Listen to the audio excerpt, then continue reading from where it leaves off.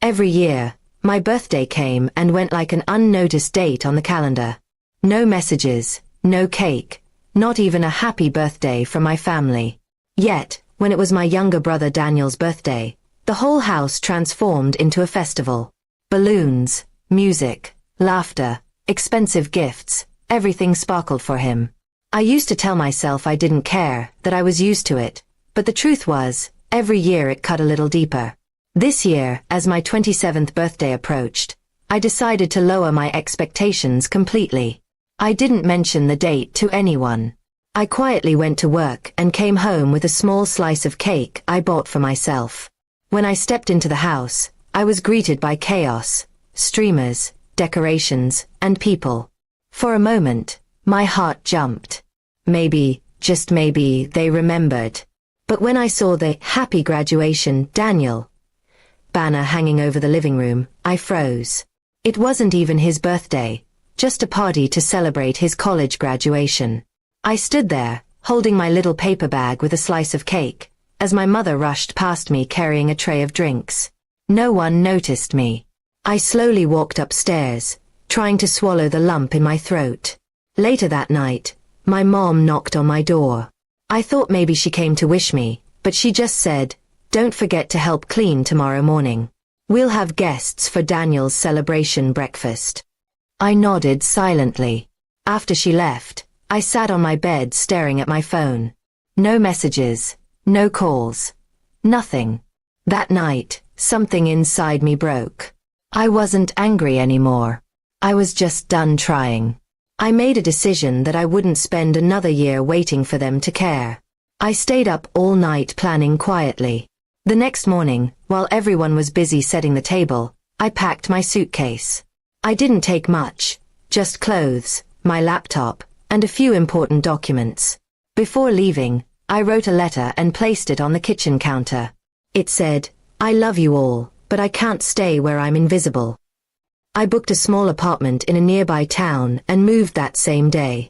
It was the first time in years I felt free. No more walking on eggshells.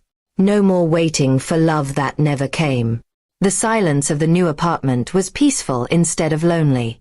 Months passed. I built a quiet, steady life. I got a promotion at work, started new hobbies, and even made friends who remembered my birthday without reminders. It felt strange at first, being valued. I realized how starved I'd been for basic kindness. Then, one day, I got a call from my mother. Her voice trembled as she said, "Why didn't you tell us where you went? We've been so worried." I didn't believe it. They hadn't even texted me in months. "You didn't notice when I left," I replied calmly. "Why start now?"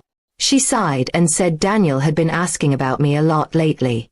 A week later, Daniel himself called. He sounded hesitant. "Hey, I read your letter," he said. "I didn't realize how bad it was for you. I'm sorry." His apology was quiet, but real. It wasn't enough to erase the years of neglect, but it was a start. He invited me home for dinner. I hesitated, afraid it would be the same. But curiosity won. When I arrived, the house looked different. Smaller somehow, less grand. On the table sat a simple cake with my name on it. "Happy birthday, Emma," it read, even though my actual birthday was still weeks away. My mother hugged me awkwardly. "We missed so many of your birthdays," she said. "We thought you didn't care anymore." I looked at her, tired but calm. I cared. I just stopped hoping. For the first time, she didn't have an excuse. She just nodded, eyes wet. Dinner that night was quiet but sincere. No big celebration, no noise. Just a family trying to mend something fragile. Daniel told stories about his college days, and for once, he wasn't the center of attention. We all were. As I left later that night, Daniel stopped me at the door. "Next year, we'll do this right," he promised. I smiled faintly. "We'll see." Driving back to my apartment, I realized something important. The peace I had built wasn't about revenge or making them regret. It was about finding my worth outside of their approval. Whether they changed or not, I had changed. For the first time in my life, I wasn't waiting for anyone to remember me.